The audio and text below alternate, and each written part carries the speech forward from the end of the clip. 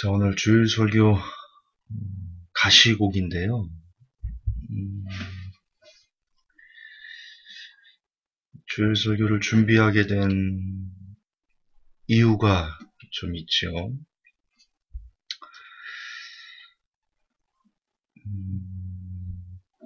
저도 예전에 회복교회 성도였는데 전도사 조심해야 합니다.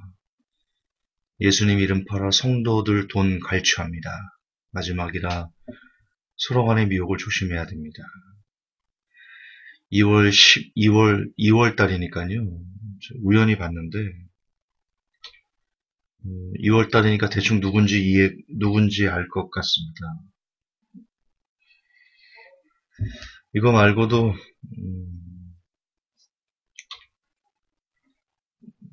주로 목사님 세계에서 암호화폐를 제가 하는 것 때문에 여러분이 생각하는 것 이상으로 비난이 많습니다.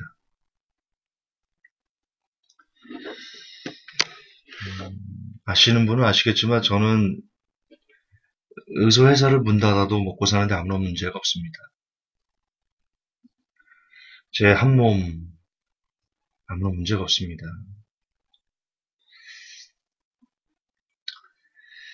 그럼에도 제가 이런 듣지 않아도 되는 욕을, 유언비어를 제가 성도들의 돈을 갈취한다는 건 이건 100% 유언비어라는 거 아시지 않습니까?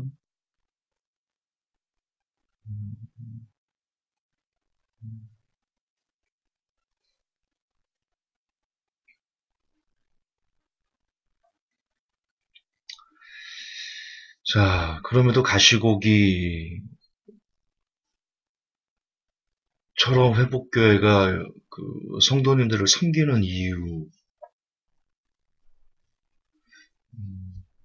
그걸 말씀드리기 전에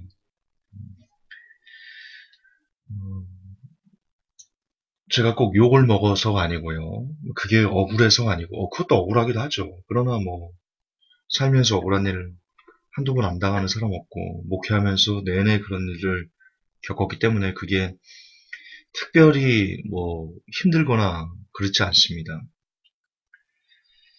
그럼에도 불구하고 잠깐 리발벌해서 여러분들 중에도 암호화폐를 하는 것 때문에 좀 차마 드러내는 그걸 얘기하지 못하고 마치 투기꾼처럼 이렇게 몰리는 것을 제가 알고 있습니다. 그분들에게 좀 묻고 싶은 게 있습니다. 자, 우리가 암호화폐를 하는 이유는 준비 때문입니다. 왜 준비해야 되는지는 뒤에 또 잠깐 설명이 나옵니다. 제가 그랬죠. 베네수엘라 여성들이 먹고 살기 위해서 성매매한다고. 그 기사, 실질적인 그 기사 제가 한번 읽어드릴까요? 이건데요. 살려고, 자식 먹이려고, 성매매 내몰린 베네수엘라 여성들. 이거 제가 그냥 읽어드릴게요. 기사를 다. 그야말로 살기 위해 이웃나라인 콜롬비아로까지 넘어가 성매매를 하는 베네수엘라 여성들의 안타까운 사연이 공개됐다. 최근 영국 매체 스카이 뉴스는 베네수엘라 접경 도시 쿠쿠타에서 성매매를 하는 베네수엘라 여성들을 집중 조명했다. 알렉스 크로퍼트 남미 특파원을 필두로 한 스카이 뉴스 취재진은 현지 클럽에서 만난 매춘부 여성들에게 국적과 이런 일을 하게 된 사연 등을 물었다. 스카이 뉴스는 이번 취재에서 한 클럽에서 일하고 있는 매춘부 60명 중에서 2명의 콜롬비아인을 제외하고 나머지 전부가 베네수엘라 사람인 것으로 확인됐다고 밝혔다. 자, 다시요.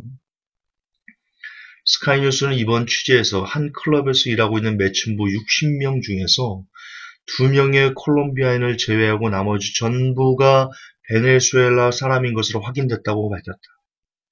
특히 크로퍼드 특파원은 이들 여성은 고객 한 명당 최소 33달러, 우리나라 돈으로 약 36,500원을 벌고 있다고 말했다. 스카이뉴스의 인터뷰 중에 응한 두 여성 중 한 명은 베네수엘라에서 발레리나였으며 사업가로 활동했었다고 주장했다. 두 아이가 있다는 이 여성은 다른 선택권이 있다면 성매매를 하지 않았을 것이라면서 수치스럽지만 내게 다른 선택권이 있겠느냐고 되물었다. 또한 아이들을 보살피고 먹이려면 돈을 벌어야만 한다. 베네수엘라에는 아무것도 없다면서 아이들을 위해 식탁에 음식을 올리기 위한 유일한 방법은 이곳 콜롬비아에서 내 몸을 파는 것뿐이라고 토로했다. 한 살배기 남자아이를 두고 있다는 두 번째 여성은 미용사였다고 고백했다. 그녀는 만일 베네수엘라에서 상황이 조금이라도 나아진다면 내 사업을 하고 싶다. 어떤 일을 하든 더 좋을 것이라면서 현재 이 일을 할 수밖에 없으므로 이 일을 하는 것이라고 말했다. 이어 마약은 물론 술도 하지 않는다. 돈을 벌기 위해 성매매만 할 뿐이다. 더 나은 일을 할 수 있다면 그 일을 할 것이라면서 이 일은 당장이라도 그만둘 수 있다고 덧붙였다.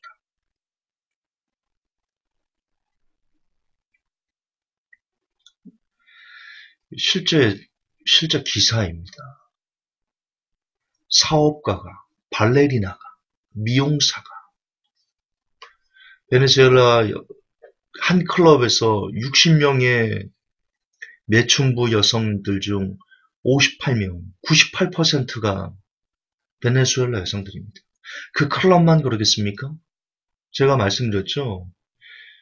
지금 아이들까지, 이거 외국 뉴스에 나온 겁니다. 아이들까지, 지금 우리나라에 번역이 안 되는데, 왜 그걸 번역을 안 하는지 모르겠는데, 그 쇼킹한 뉴스를.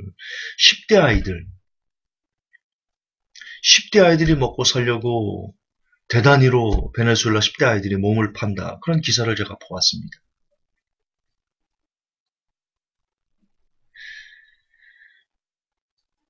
지금 여러분 한국 경제가 과연 망할 것인가? 망하지도 않았는데 왜 준비해? 여러분, 베네수엘라는요, 다시 말하지만 세계 4위 산유국이었어요. 대학 등록금도 안 내던 사람들이었어요. 돈이 억수로 많은 사람들이었어요. 그냥 돈 없으면 석유 팔아서 내면 되는 그런 나라였어요. 그런 나라가 이렇게 될 줄 어떻게 알았어요? 아무것도 없어요. 먹을 것이 없어요. 아이들을 먹여 살리기 위해서 부모들이, 그리고 부모님을 먹여 살리기 위해서 10대 아이들이,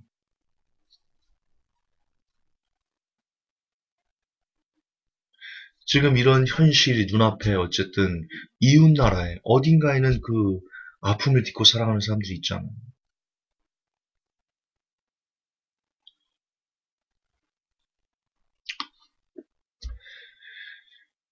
여러분 또 하나 기사를 좀 보여드릴까요? 이게 참 꼭 보셔야 되는데 서울 근로자 절반가량이 4차 산업혁명으로 인해서 7년 뒤에 실직 위기에 놓여 있답니다. 서울연구원이 2025년 제조업 종사자 및 단순 노무직 실직 가능성을 점쳤습니다. 만약 여러분, 그래, 이렇게 안 될 수도 있어요. 이렇게 안 될 수도 있지. 이것도 좀 읽어드릴게요. 서울 거주 근로자들 중 절반가량이 서울에 한 1000만 정도 거주하거든요. 절반이 뭐 500만입니다. 500만. 500만 4인 가족하면 2천만 명이 당장 7년 뒤에 실직 위기에 놓일 수 있을 가능성이 있다. 그 전에 이미 뭐 많이 잘려나가겠죠. 특히 단순 노무직, 제조업 종사자 등이 최대 피해자가 될 것으로 예상돼 대책이 시급하다는 지적이 나오고 있다. 오은주 서울연구원 연구위원이 26일 발표한 4차 산업혁명 시대 서울시 노동시장 진단과 대응 방향에 따르면 서울 거주 취업자의 43%가 2025년에 기술로 대체될 가능성이 큰 고위험 직종에 종사하고 있다. 여러분 이게요.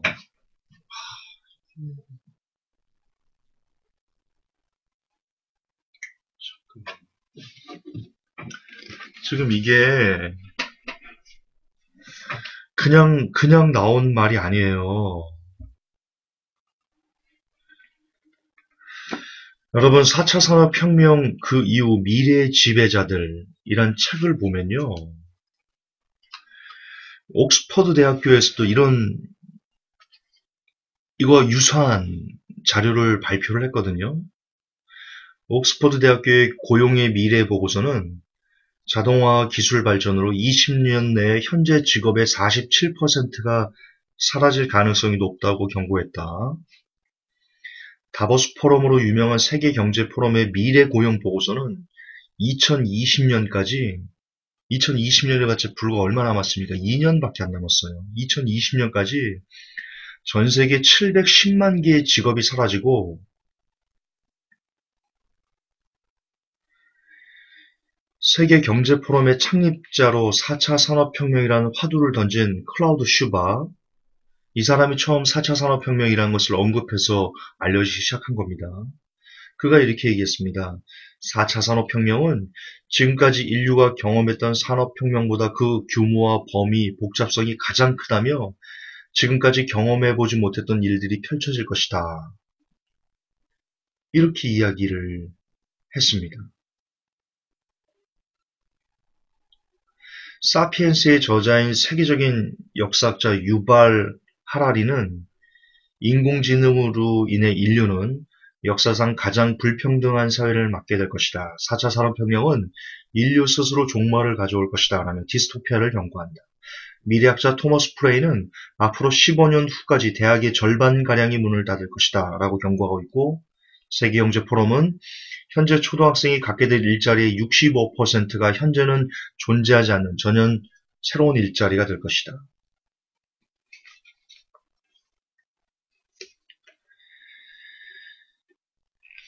이 책 안에 있는 내용 중인데요. MBN의 일자리 보고서 팀이 집필한 제4의 실업이라는 책이 있습니다. 다시요. MBN의 일자리 보고서 팀이 집필한 제4의 실업이라는 책이 있습니다. 그 책에 보면 4차 산업혁명은 모든 노동자의 일자리를 송두리째 위기로 몰아넣을 만큼 충격적인 제4의 실업을 몰고 온다 라고 진단했고요. 가장 먼저 단순직이 직격탄을 맞는다. 골드만삭스는 자율주행차가 상용화되면 미국에서만 약 30만 명의 운전기사가 일자리를 잃게 된다. 경고하고 있고요. 가상점포, 무인결제가 등장하면서 계산원은 설 자리를 잃는다. 한국에만 45만 명의 계산원이 일자리를 잃을 것이다. 그렇게 얘기하고 있습니다. 가상점포, 무인결제가 등장하면서 계산원 설 자리를 잃는데 한국에서만 45만 명의 계산원이 일자리를 잃을 거랍니다. 45만 명. 4,500명 아니고요. 45,000명 아닙니다. 45만 명입니다. 근데 지금 아시겠지만 맥도날드, 버거킹, 이런 데 가보십시오. 패스트푸드점 가보십시오. 다 무인결제 시스템 맞고요. 주차장들 보세요. 이제 돈 받는 캐셔들 없어집니다. 미국에서 아마존고가 있죠? 아마존고에 없습니다. 매장 직원이 없습니다. 아마존고에. 아마존 휴대폰으로 아마존고 앱을 다운받고 그 매장에 들어가서 그냥 내가 기계를 잡고 그냥 결제하고 나오면 끝입니다. 일본은 이미 무인 편의점이 대세를 이루고 있는데요. 일본은 그냥 들어가서 물건 사고 장바구니에 일본 무인점은 조금 특이합니다. 아마존고랑은 장바구니 안에 RFID 센서가 있어가지고요. 모든 물건이 RFID 센서가 붙어있어 그 물건을 담아서 장바구니 안에 집어넣으면 자동으로 인식이 됩니다. 그래서 그 장바구니 계산대에 딱 올려놓으면 그 옆에 내가 얼마치의 물건을 샀는지가 이렇게 바로 알 수 있어가지고요. 내리면 그냥 결제하고 나오면 끝입니다. 이런 무인 점포 속속 등장하고 있습니다. 제조 현장은 더 심각한데요. 로봇을 도입한 독일 아디다스 공장에서는 600명이 하던 일을 단 10명이 대신하고 있고요. 실제입니다. 그리고 독일은 인더스트리 4.0이라고 해가지고 점점 이런 무인화 시스템을 공장 전반에 지금 쓰려고 하고 있습니다. 독일도 일자리 위험합니다. 전 세계가 위험합니다. 국제노동기구 ILO라고 하거든요. 이 국제노동기구는 20년 내에 동남아시아 5개국 전체 공장 노동자의 56%, 약 1억 3,700만 명이 일자리를 잃을 것이다 라고 경고하고 있습니다.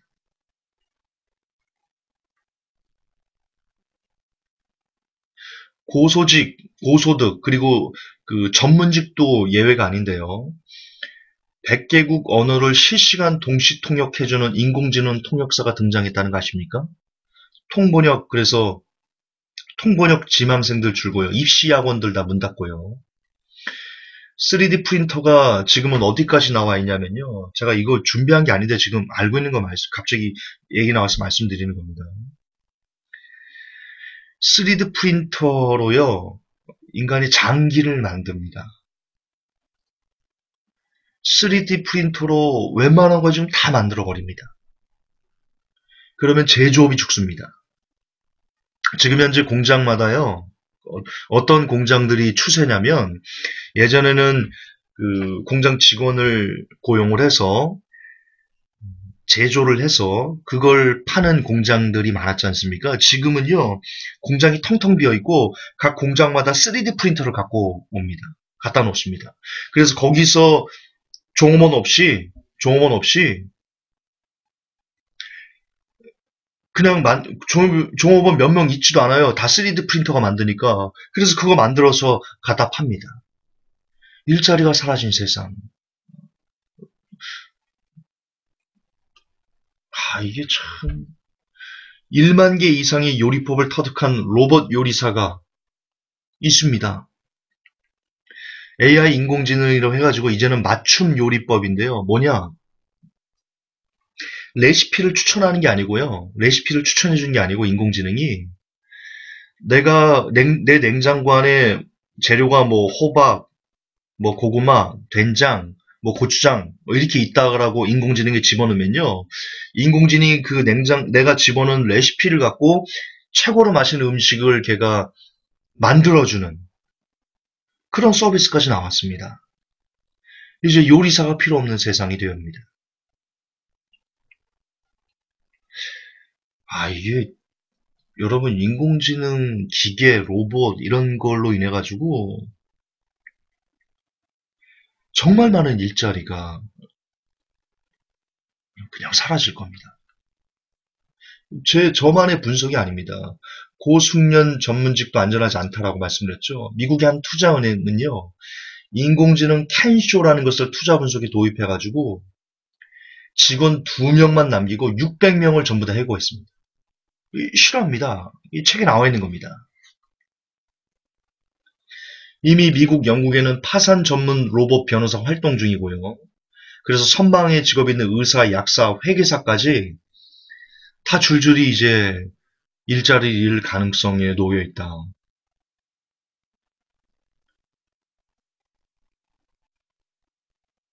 블룸버그가 내놓은 자료를 보면 재봉사, 텔레마케터, 화물운송 종사자 등 이런 단순 노무직의 일자리는 99%가 기계로 대체될 것이다. 그렇게 예측을 하고 있습니다. 우리나라뿐만 아니고 우리나라의 뭐 MBN, 뭐 서울연구원, 블룸버그, 그리고 옥스퍼드 대학교, 세계경제포럼,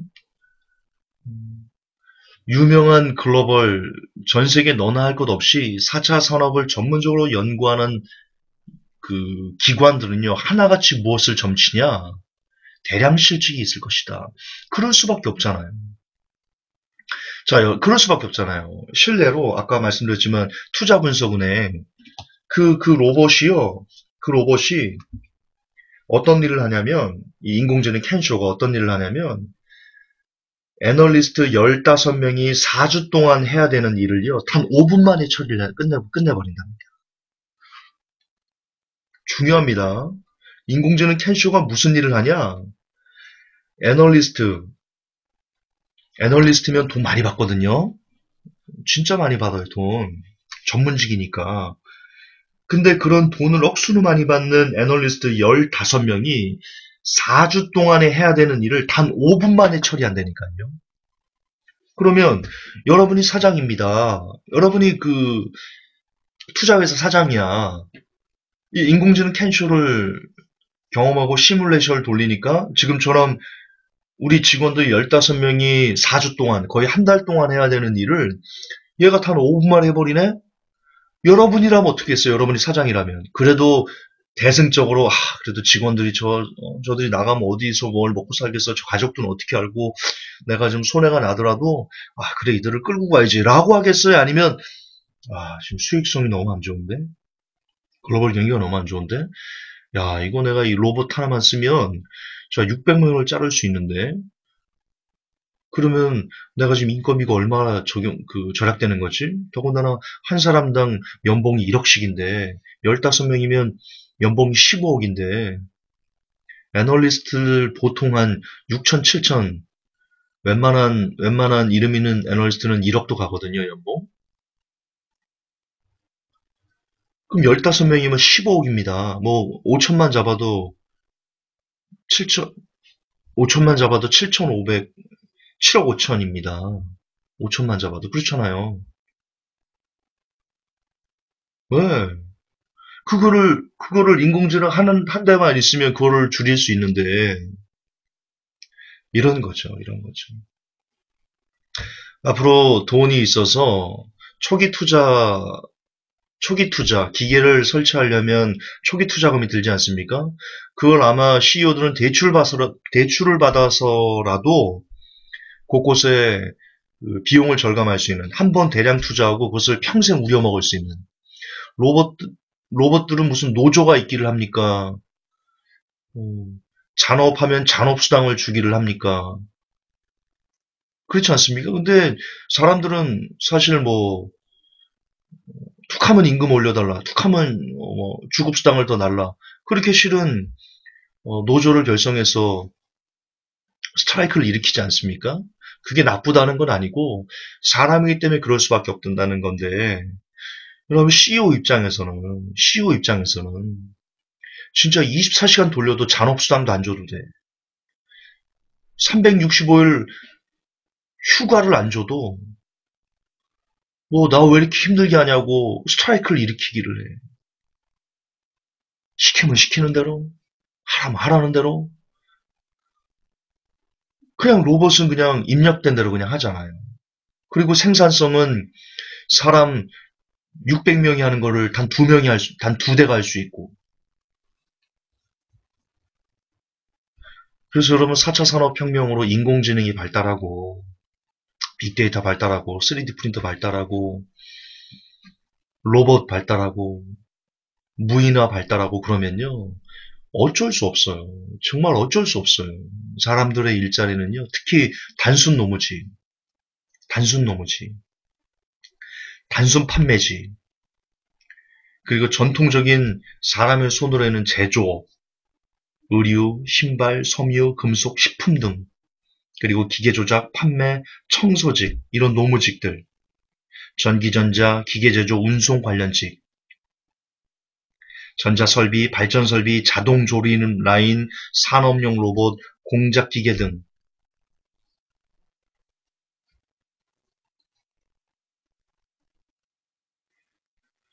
기관사, 건설 장비 운전사, 선박 승무원, 이런 모든 분들이 다 해고되실 거예요.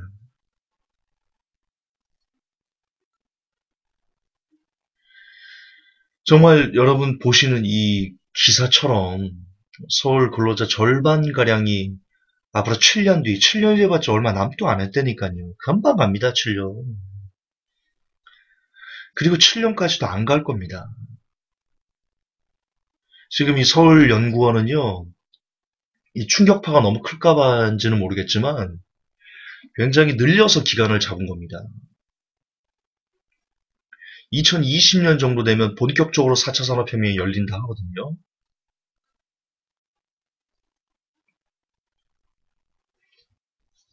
본격적으로 열린다 합니다. 그러면, 참, 2020년부터도요, 대량 실직자들이 도처에서 나올 가능성이 높습니다. 2020년에 같이 얼마나 남았습니까?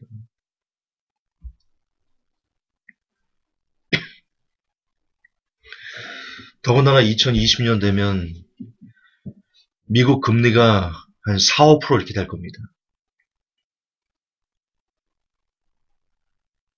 연준이 올해도 2번 올리고 내년에 4번 올리고 2020년까지 한 4%에서 5% 수준을 유지하겠다. 그렇게 지금 얘기를 하고 있거든요.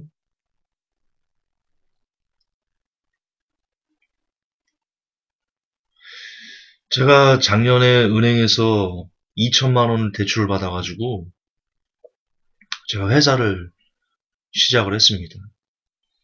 그때 2천만 원 대출을 받을 때 은행 직원이 나한테 변동금리를 하라고 그러더라고요. 제가 고정금리 하겠다고 그러니까 아니 사장님 왜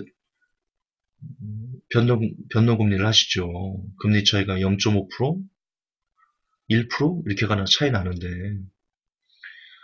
제가 그랬습니다. 이제 금리 오를 건데 변동금리 하면 제가 리스크를 많이 지지 않습니까? 그 은행 직원이 그러더라고요. 아유, 사장님 금리 못 올립니다. 금리 올리면 다 죽는데 어떻게 금리를 올립니까? 싫어합니다. 은행 직원 말 금리 못 올립니다. 금리 올리면 다 죽는데 어떻게 금리를 올립니까? 그 말은 뭡니까? 그 말은 뭐예요? 금리가 오르면 다 죽는다는 거잖아요. 그걸 은행원도 안다는 거잖아요. 금리 오르면 다 죽어요. 한국은행이 왜 그 직문위를 못 올리고 있는데요? 그나마 지금, 그나마 해외 자본들이 이제 한국도 조만간 금리를 올릴 수밖에 없어. 그러니까 지금 이 돈을 빼면 내가 손해가 좀 나니까, 묻어둔 게 손해가 좀 나니까, 얘네 분명 곧 있으면 금리 올릴 거니까, 내가 지금 이걸 깨지 않고 좀 갖고 있어야 되겠어. 그래서 지금 돈을 안 빼가는 거거든요. 근데, 한국은행도 그걸 믿고 지금 시그널을 주면서 금리를 올릴 거야라는 시그널을 주고 있어요. 여러분은 못 보지만, 저는 이 바닥에서 오래 일을 했기 때문에요. 지금 한국은행이 해외 자본에게 금리 올릴 거야. 조금만 기다려라는 시그널을 주고 있다니까요.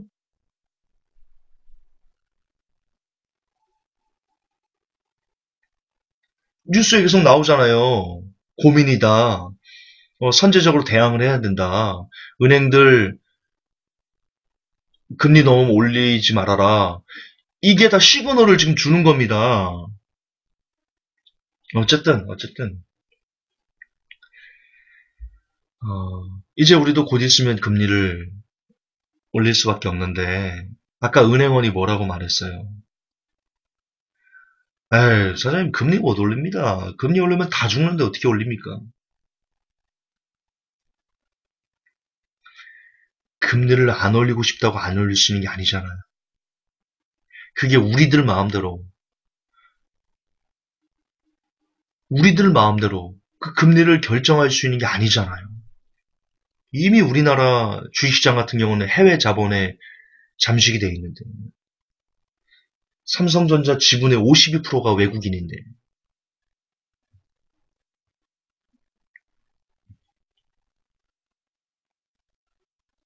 외국인이 돈 빼가면 주식은 코스피, 코스닥 그냥 다 아작이 나는데 기업들을 다 그냥 다 무너지는 대한민국 기업이 다 무너지는데 지금 가뜩이나 국민연금으로 인해 가지고 간신히 유지되고 있는 그리고 자사주를 매입해 가지고 유진이 주식을 그 가치를 방어하고 있는 기업들이 다 아작이 나는데 외국인들 빠져나가면 우리가 안 올리고 싶다고 안 올릴 수 있는 게 아니잖아요.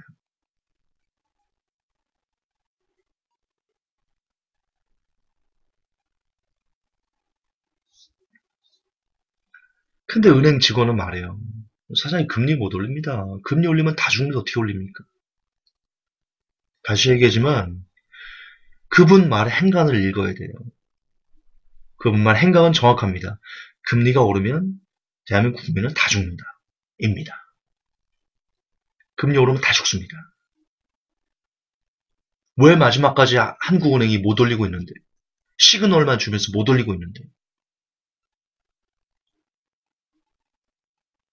여러분은 아직 체감이 안 되는 겁니다. 아직 그걸 느끼지 못하는 겁니다.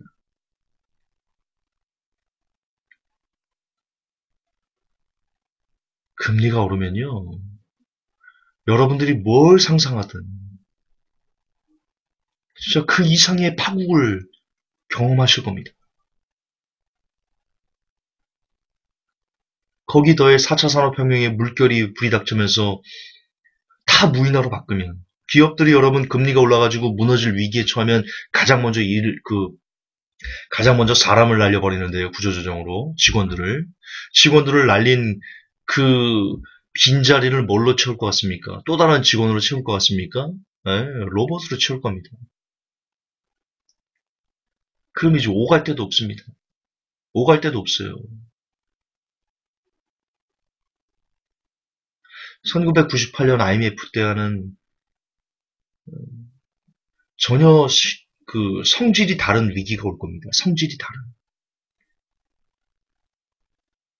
극복하기 힘든 위기가 올 수 있습니다. 왜? 일자리가 있어야 일을 해가지고 뭔가를 극복할 거 아니에요. 일자리가 없어진다니까. 4차 산업혁명이 오면. 이게 지나친 비관론처럼 들리세요? 그렇게 들으시려면 뭐 어쩔 수 없죠. 뭐.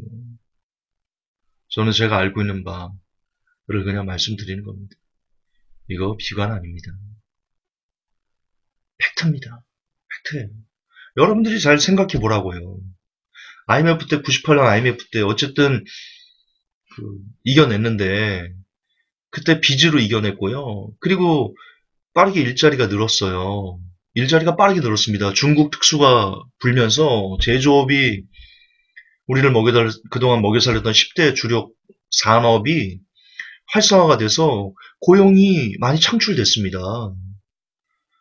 어쨌든 빚을 내고 일자리가 늘어가면서 기타 여러 가지 우리가 모르는 어, 내용들로 인해 가지고 증명할 수 없는 내용들로 인해 가지고 IMF를 졸업을 했습니다. 지금도 마찬가지입니다. 그때처럼 다시 한번 IMF가 온다면 물론 큰 위기가 있는데 그것을 이제 극복을 하기가 힘들다는 겁니다. 왜냐?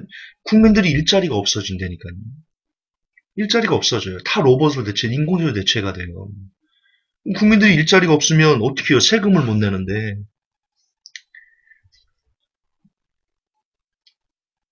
그래서 지금 로봇세를 내야 된다라는, 인공지능세를 내야 된다라는 말까지 읽고 있는데, 뭐, 모르겠습니다. 어떻게 될지는.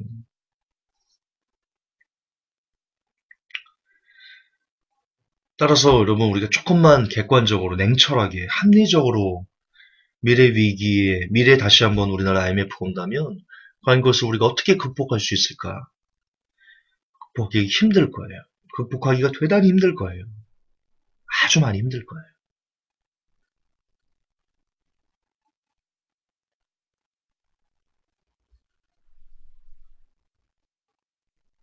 더구나 이 대한민국 정부, 그리고 한국교회 교인들, 한국 사람들은 암호화폐를 마치 무슨 원수 보듯 그렇게 하고 있는데요. 얼마 전에 제주도지사 원희룡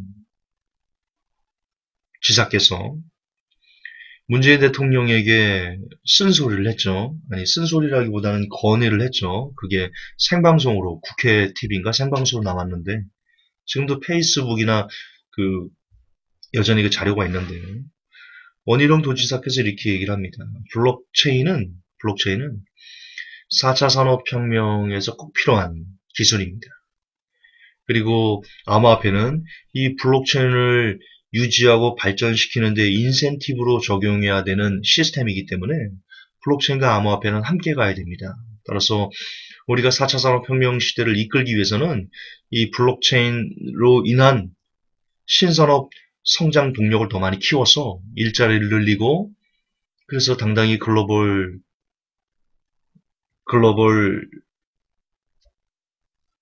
주도할 수 있는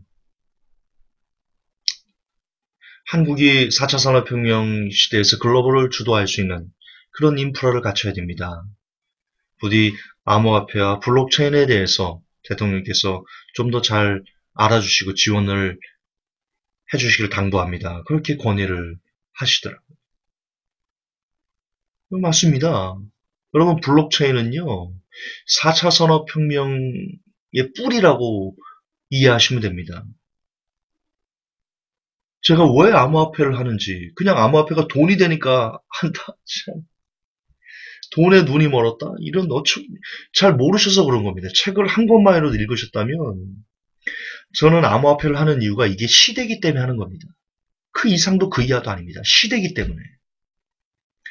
자, 4차 산업혁명이 오면 7년 뒤에 많은 사람들이 서울 근로자 절반, 500만 명가량이 실직 위기에 놓인답니다. 그러면 이걸 역으로 바꾸면 4차 산업혁명에 미리 선제적으로 대응하면 실직되지 않을 수 있다는 뜻이잖아요. 그렇죠. 맞죠? 맞지요? 근데 4차 산업혁명이 뭐냐? 4차 산업혁명이 뭐냐? 간단하게 이겁니다. 모든 게 다 연결되는 세상을 4차 산업혁명이라고 합니다.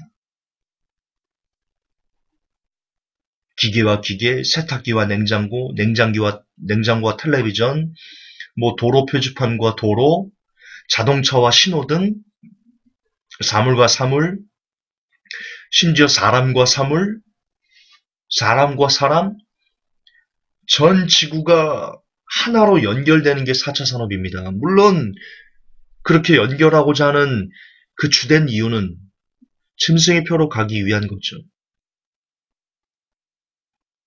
저는 그것을 잊지 않습니다. 그리고 끊임없이 이야기합니다. 그러나 짐승의 표가 본격적으로 나오기 전까지는 제가 계속 강조하지만 먹고 살아야 될 거 아닙니까? 어쨌든 그렇게 4차 산업혁명은 모든 것이 연결되는 초연결 사회를 4차 산업이라고 하는데 모든 것이 연결되면 가장 심각하게 대두될 것이 보안이 되니까요. 말해 뭐합니까? 보안이잖아요. 모든 게 다 연결됐어. 근데 보안이 뚫려버리면 그냥 모든 게 한순간에 스톱되는 겁니다. 그렇죠? 그렇다면 어떻게 하면 이 4차 산업혁명을 온전히 이끌어갈 수 있는 보안이 필요할 것인가? 보안이 인류가 만드는 기술 중에 현존하는 기술 중에 가장 보안이 뛰어난 기술은 블록체인입니다. 그거는 전문가들이 다 인정하는 겁니다. 물론 블록체인도 완전하지 않다 할지만 그러나 지금까지 어쨌든 비트코인 블록체인은 한 번도 해킹에 뚫린 적이 없습니다. 거래소가 뚫린 거지. 그만큼 블록체인은 보안성에서는 탁월한 기능을 발휘하고 있습니다. 그리고 투명한. 근데 그런 블록체인은 계속 사람들이 써야지 그 블록체인의 가치가 있지 않습니까? 그 블록체인을 사람들이 계속 쓸 수 있도록 만들어주는 원료, 인센티브, 그게 암호화폐입니다. 따라서 이제 전 세계가 4차 산업혁명으로 가는데 4차 산업혁명을 유지시켜주는 근본 뿌리는 블록체인인데 역시 그 블록체인을 유지하는 핵심 원동력은 암호화폐입니다. 따라서 4차 산업혁명이 무너지지 않는 한, 4차 산업혁명을 사람들이 멈추지 않는 한, 암호화폐는 절대로 멈추지 않습니다. 물론, 블록체인을 대신한 어떤 기술이 나온다면 암호화폐가 끝나겠죠. 그러나, 왜 있지도 않은 걸 고민하는 겁니까? 그리고 블록체인은 이제 시작인데요. 그 기술은. 전 세계 모든 은행들, 글로벌 은행들, 블록체인으로 다 돌았습니다. 전 세계 거의 모든 글로벌 기업들, 블록체인으로 다 돌았습니다. 구글이 블록체인으로 돌았고요. 마이크로소프트가 블록체인으로 돌았고요. IBM이 블록체인으로 돌았고요. 여러분이 쓰는 다음 카카오로 블록체인으로 돌았고요. 여러분이 쓰는 네이버, 라인 거래소 만들고 링크코인 만든답니다. 블록체인을 돌았습니다. 지금 모든 글로벌 대기업들이 전부 다, 거의 전부 다 할 정도로 블록체인을 다 돌았습니다. 그들이 다시 빠꾸 할까요? 아, 블록체인 아니다. 멈출까요? 걔네가 바보예요? 이미 블록체인은요, 시대예요. 이미 암호화폐는요, 시대예요. 지금 가격이 이렇게 안 뜨고 있다고요? 우리가 지금 가격 얘기하는 거예요? 여러분, 암호화폐로 부자다라고 제가 지금 하는 거예요? 시대니까라는 거예요. 4차 산업혁명에 우리가 뭐라도 대비해야 되니까 블록체인을 공부하고, 블록체인을 공부하다 보니까 그 안에서 우리에게 우리의 미래를 그래도 어느 정도 도움을 줄 수 있는 암호화폐들이 발견되니까 그것을 여러분들에게 소개해드리고 그런 것뿐이에요. 그 이상도 그 이하도 아니에요. 이걸로 뭐 투기를 해야 된다 그런 거 아니에요. 자, 여러분 지금 저를 향해서 회복교를 향해서 투기를 조장한다. 그리고 어떤 목사님은 암호화폐를 하지 않아야 되는 이유 중에 누군가 돈을 따면 누군가 돈을 잃는 경쟁이니까 하면 안 된다라고 말하는데요. 그렇다면 제가 묻겠습니다. 암호화폐를 반대하는 사람들 중에 제가 물어보겠습니다. 답을 한번 해보십시오. 자녀가 있으십니까? 그 자녀 공부시킵니까? 그 자녀 공부 잘하라고 얘기합니까? 그 자녀를 시험을 잘 치게 하려고 학원을 보내십니까? 좋은 대학을 들어가기 위해서 여러분 애를 쓰시고 노력하십니까? 왜 그러시는 겁니까? 공부는 경쟁 아닙니까? 대학은 내가 붙으면 누군가는 떨어지는 거 아닙니까? 학교에서 내가 1등하면 누구는 꼴찌하는 거고 아닌가요? 제가 지금 억측인가요? 그러면 기업은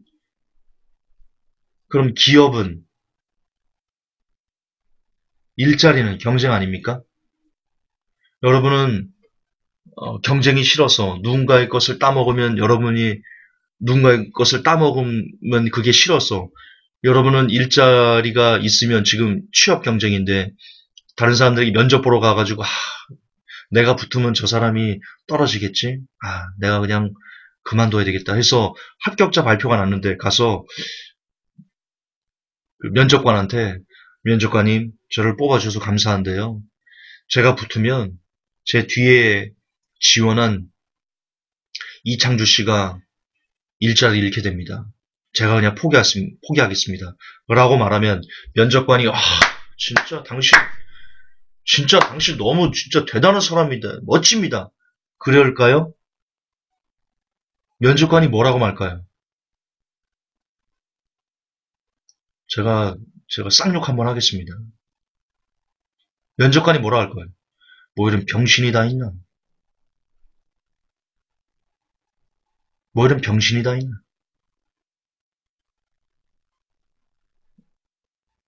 쟤 또라이 아니야? 쟤 정신병원 가야 되는 거 아니야? 제 말이 틀렸습니까? 여러분이 면접관이라고 생각을 해보십시오. 여러분이 지금 암호화폐를 믿음 때문에 목사님, 응? 목사님께서 지금도 주기적으로 저를 욕하고 있는 목사님께서 면접관입니다. 저를 욕하는 이유가 암호화폐가 누군가가 잃으면 누군가를 따먹는 그런 경쟁이기 때문에 김종사는 지금 투기를 조장한다라고 말하는 목사님, 답을 한번 해보십시오. 목사님께서 면접관입니다. 자, 면접생들이 왔어요. 면접을 봤습니다. 누군가를 뽑았습니다. 근데 그 친구가 와가지고 목사님한테 면접관님, 제가 저를 뽑아줘서 감사한데 제가 붙으면 제 뒤에 면접을 봤던 이창주 씨가 떨어집니다. 저 사람이 일자리를 잃습니다. 제가 포기하겠습니다. 제가 일자리를 얻기 위해서 제가 5년 동안 취업 준비를 해서 토익 따고 토플도 따고 유학도 갔다고 그랬는데 그 대학 여기 붙기 위해서 쓴 대학 등록금만 제가 몇 억이 되고 취업 준비 때까지 해가지고는 한 10억 가까이 들어가지고 내가 준비했는데 근데 그럼에도 불구하고 내가 붙으면 저 이창주 씨가 떨어집니다. 불쌍해서 안 됩니다. 제가 그만두겠습니다. 라고 말하면 목사님 뭐라고 하실 것 같아요, 그 사람에게. 그 사람을 박추면서, 진짜 저런 욕심이 없는, 저런 진짜, 이렇게 얘기를 할 것 같아요? 주위 사람들에게 물어보세요. 나는 그동안 취업 준비를 10년 이상 해가지고, 5년 이상 취업 준비를 해가지고, 좋은 기업에 내가 붙었습니다. 근데 내 뒤에 온 저 면접자를 위해서, 저 취업자를 위해서 내가 과감히 포기했습니다. 라고 주위 부모님에게 말하고 친구들에게 말하고 길거리에 말하면 사람들이 하나같이 뭐라고 하겠어요. 진짜 너무 멋져. 사람 진짜 너무 잘 됐어. 그렇게 말할까요? 아니면 뭐라고 말할까요? 이 병신아. 이 정신병자야. 실질적으로 얘기해 보자는 겁니다. 실질적으로. 안 그러겠어요? 근데 왜 암호화폐에만 그러세요? 여러분은 여러분의 자녀들을 암호화폐를 거부하는 지금 여러분들 그 이유가 너무나 어처구니 없어서 제가 그러는 거예요. 누군가가 따면 누군가를 잃는 경쟁이기 때문에 암호화폐는 투기다라고 말하는데 그렇다면 왜 직장을 그렇게 다른 사람들을 이겨가면서 직장에 들어가 애를 쓰시고 왜 그렇게 다른 사람들을 짓밟아가면서 1등을 만들려고 하시고 왜 그렇게 다른 사람을 짓밟아가면서 좋은 대학을 자녀들을 보내려고 하시냐는 거죠. 왜 수능 때만 되면 하나님 앞에 그 없던 그렇게 안 하던 기도를 하고 그렇게 안 바치던 물질을 갖다 바치고 그게 다 자녀들이 누군가를 짓밟고로서라도 이겨서 편안하게 안전하게 살게 그런 준비를 시켜주기 위해서인 거 아닌가요?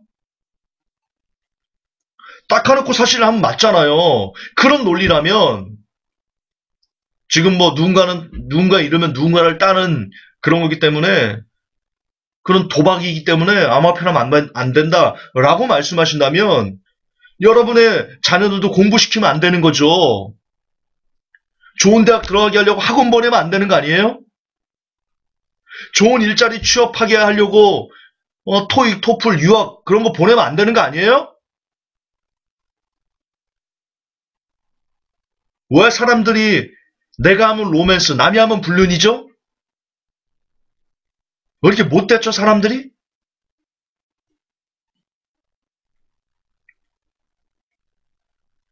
어차피 이 사회 시스템이 그렇잖아요.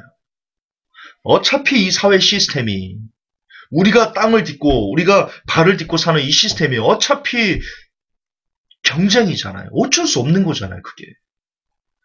그 경쟁에서 다른 사람을 이 안타까운 얘기지만 어쩔 거예요, 이런데. 우리가 이런 게 싫으면 그냥 다 포기하고 그냥 노숙자로 살아야죠. 거지로 살아야죠, 뭐. 빌어먹고 살아야죠. 본질을 얘기하는 거예요.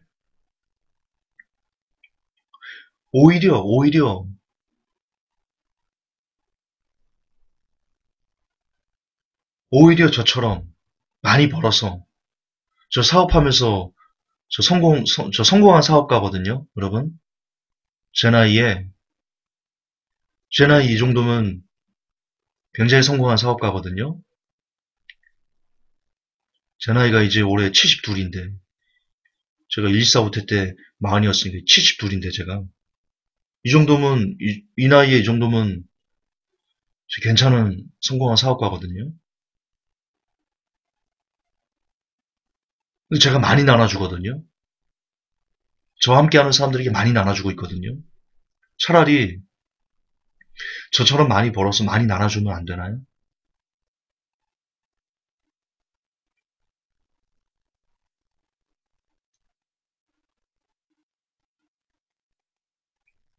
저 지금 이미 힘에 지나도록 많이 선교비도 지출하고 그러고 있거든요.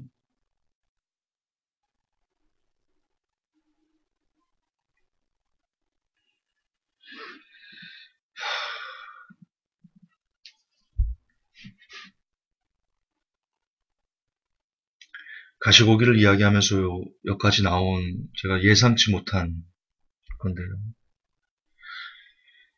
여러분 가시고기는요. 몸집이 큰 물고기들과 처절한 싸움도 불사하고요. 알에 산소를 공급하기 위해서 부지런히 이것을 넣고 꺼내는 작업도 있지 않고요. 그리고 알을 보호하기 위해서 가시고기 수컷은 15일 동안 아무것도 먹지 않은 채 알을 보호합니다. 그리고 알이 부화할 무렵에 둥지 옆에서 조용히 숨을 거둡니다. 그러면 안전하게 부화한 치어들은요, 아기 가시고기들은요, 무심하게도 제 아비의 살을 뜯어먹으며 성장합니다. 그렇게 가시고기는 새끼들의 성장을 위해 제 몸까지 모두 주고 가서 그 부성애로 인해 가시고기의 부화율은 90%를 웃돈다고 합니다.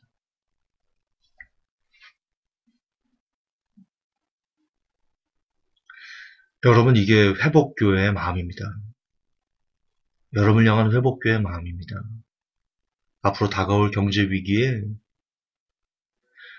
정말 한 명이라도 깨어서 그날을 준비하게 해드리기 위해서 먹지 않아도 되는 욕, 듣지 않아도 되는 욕설, 의미 없는 아무런 이유가 없는 말장난 같은 그런 비난, 그걸 알면서도 내가 이렇게 말하면 저 사람들이 이렇게 욕을 하겠지라는 것을 알면서도 그럼에도 불구하고 하나의 알이라도 더 부화시켜드리기 위해서 여러분 애를 쓰는 겁니다. 저도 예전에 회복교회 성도였는데 전도사 조심해야 합니다. 예수님 이름 팔아 성도들 돈 갈취합니다. 참 마음이 아픈, 좀 가슴이 아픈. 아시듯 제가 사업하면서 성공해서 벌었던 돈 거의 전 재산 25억을 제가 다 거의 기부 수준에 기부죠. 기부 수준이 아니고 기부죠. 여러분에게 기부를 했는데 성도들 돈을 갈취했다.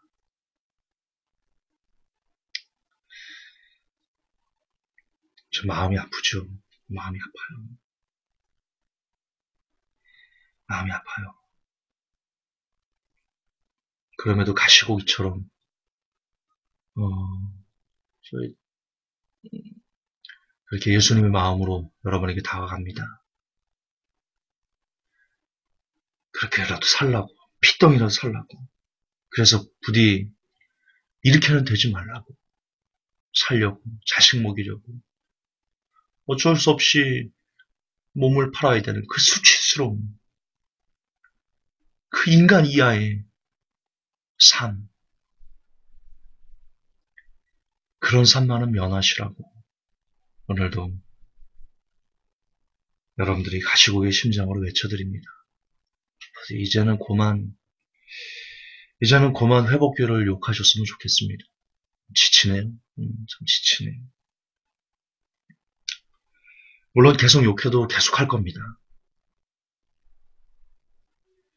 여러분 이미 저와 여러 가지 그 암호화폐 이야기들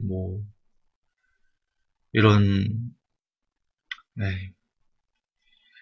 어쨌든 1년 동안 저와 함께했던 끝까지 남았던 회복교회 성도들 지금 우리가 함께 희망을 꿈꾸고 있거든요. 적어도 경제 위기에 적어도 내 자식은 굶기지 않겠구나라는 희망을 우리가 지금 보고 있거든요.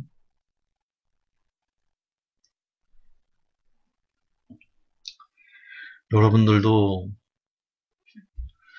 바로 제가 여러분들에게 암호화폐에 뛰어들라 그런 얘기를 하는 게 아닙니다. 적어도 4차 산업혁명에 이게 도대체 여러분의 삶에 어떤 폭풍을 갖고 오실까? 부디 조금만 더 열린 마음으로 4차 산업을 공부하시고 그 안에서 블록체인이 어떻게 기능하는가를 보시고 블록체인에 구동되기 위해서 암호화폐가 어떻게 쓰일 것인가 이런 것들을 연구하고 공부해 보셔서 부디 각자 나름대로 그래도 여러분의 자식을 굶기지 않을 수 있을 정도의 그런 좋은 기술력을 가진 코인이 있으면 거기에 소량이라도 넣으셔서 거기서 나오는 이자 수익으로 정말 미래의 길을 잘 버텨낼 수 있는 그런 이유에 쓸드는 모든 사람 됐으면 좋겠습니다.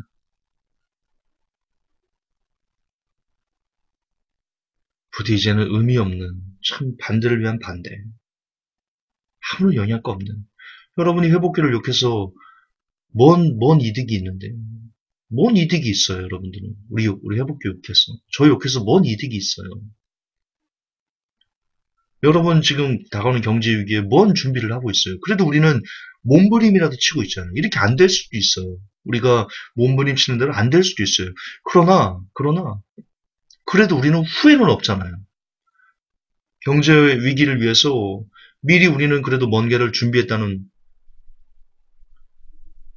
후회는 없을 거 아니에요. 그때 여러분들 경제 위기가 진짜 와가지고 4차 산업 와서 일자리 다 뺏기면 그때 아무것도 안 한 사람들은 후회라도 하잖아요. 그때 내가 뭐라도 준비라도 했어야 되는데.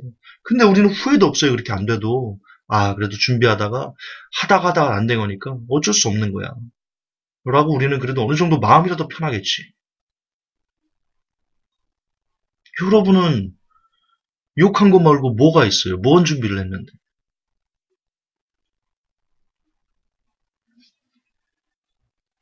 아무런 의미 없는 비난, 아무런 의미가 없는 그런 거는 이제 멈추시고 부디 4차 산업혁명 서점 가보세요. 깔려 있습니다. 지금 서점의 경제학 서점은요 다 암호화폐로 깔려 있고요. 다 블록체인으로 깔려 있어요. 그 중에 한 권만이라도 보세요. 다 4차 산업으로 깔려 있어요. 그게 트렌드입니다. 그게 시대입니다. 그래서 4차 산업 한 권, 블록체인 한 권, 암호화폐 한 권 이렇게 적어도 이렇게 세 권은 보시고 너무 너무 아무런 준비 없이 대책 없이 그렇게 물에 물 탄 듯 술에 술 탄 듯 살지 않기를 예수님의 이름으로 권면합니다. 하나님, 하나님의 사랑이 가시고기일 겁니다. 회복교회도 하나님께 주신 그 심장인 가시고기의 마음으로 성도를 대하겠습니다. 그래서 새끼를 지키기 위해서 그 모진 고난과 고통과 애처로움이 있을지라도 그 하나의 아래의 부활을 위해 헌신을 다하는 그 마음 늘 회복교회에 항상 주셔서 그 정성, 그 마음, 그 초심 변치 않게 하셔서 모든 보상은 나중에 하나님에게 다 받고 우리도 다 주고 이 땅을 떠날 수 있는 그런 모든 회복의 성도들이 될 수 있게 도와 주시옵소서. 걸어가신 우리 주 예수님 이름 받들어 기도하옵나이다. 아멘.